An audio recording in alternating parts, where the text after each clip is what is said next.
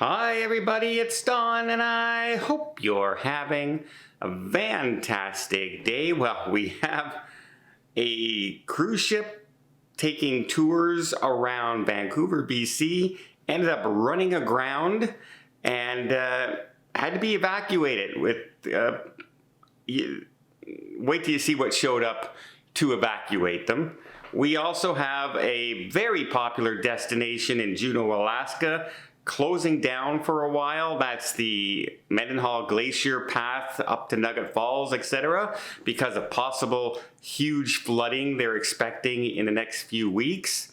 We also have the cruise lines being accused of breaking their agreement to not have more than 8,000 passengers in Palma on a single day, and they had 15,000 that day, but the cruise lines are saying, no, we didn't break any rules. And then we also have the government really not caring that they're breaking the rules. And finally, we have a cruise ship that is canceling port after port after port because of the storm Florence that's hitting up in Scotland area right now, and they're just trying to keep ahead of it.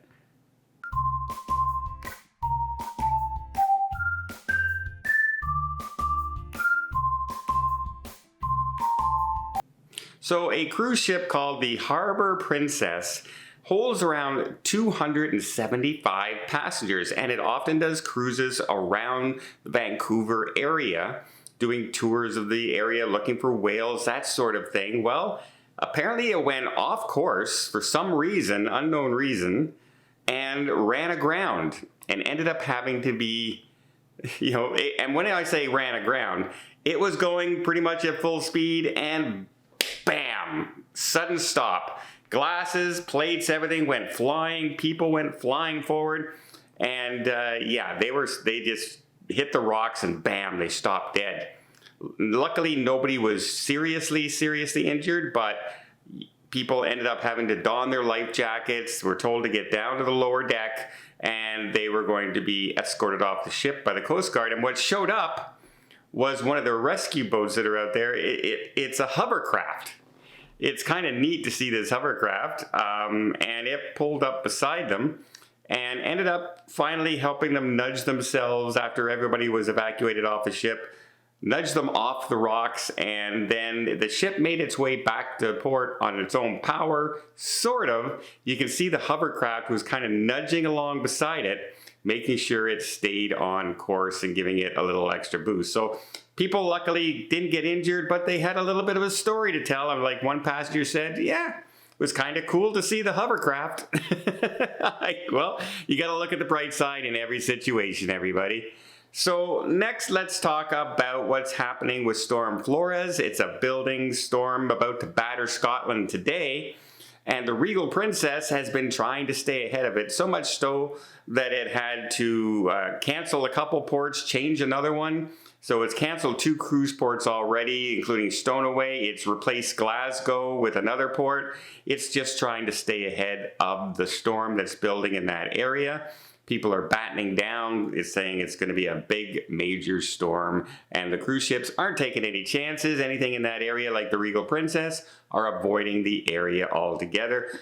No mention if there's going to be any kind of compensation. Remember, this is weather situation. It's not like the cruise lines are just canceling the port. It is because it's for safety and keeping people safe. They can't control hurricanes and typhoons and bad weather and storms. So I don't know if there'll be any compensation, but you never know down the road. Next, let's talk about Palma. And Palma has an agreement that they made that there will never be more than 1 megaship and 8,000 passengers in town on a single day.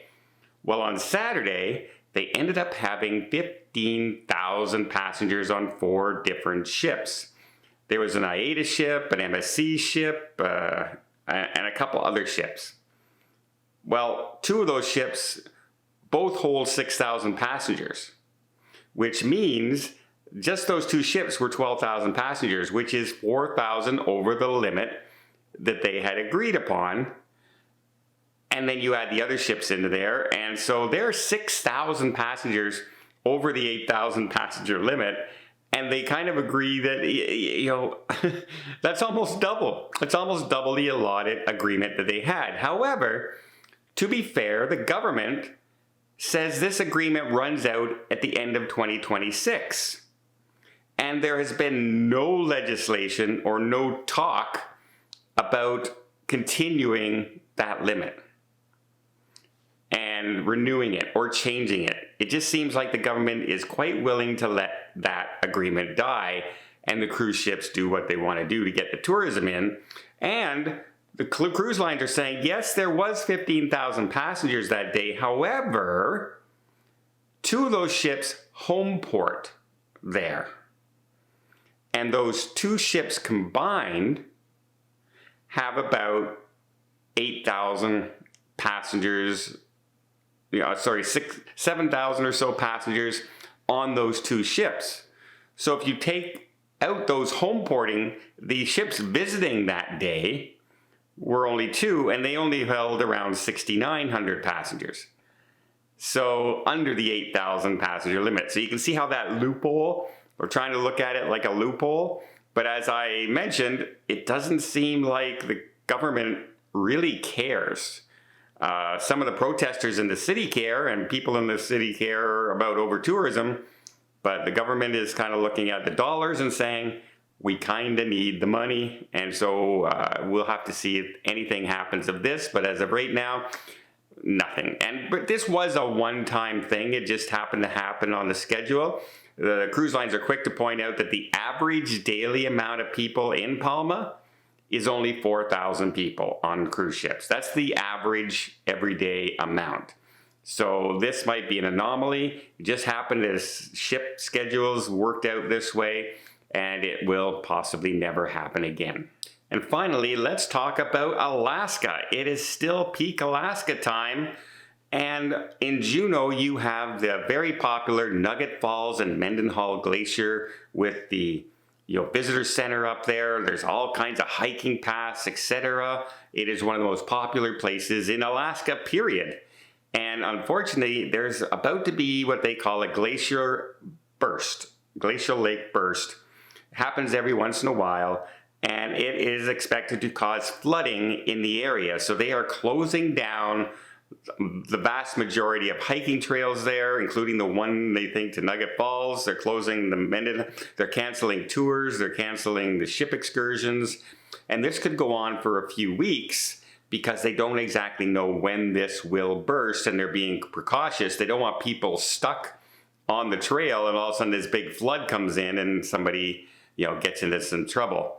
Now they are also saying that once this bursts, etc., they're not reopening right away. They are going to make sure that the trails are safe, make sure that the flooding is gone, and inspect the area, because after something like this, there's often rock slide danger in certain areas, swampy areas that people can get lost in if they step off the trail. And so they're going to make sure everything is very, very safe. Now they're hoping the visitor center and one trail can remain open. It's one of the popular ones right near the visitor center. However, they're not sure that this will continue depending on how severe the flooding becomes. Sometimes you can walk out to Nugget Falls and it's clear. It's like sand, rocks walking out there. There's no water until you get up close to the falls. And other times there's this rock bridge that you actually have to navigate over these rocks to get, because there's the water surrounding it.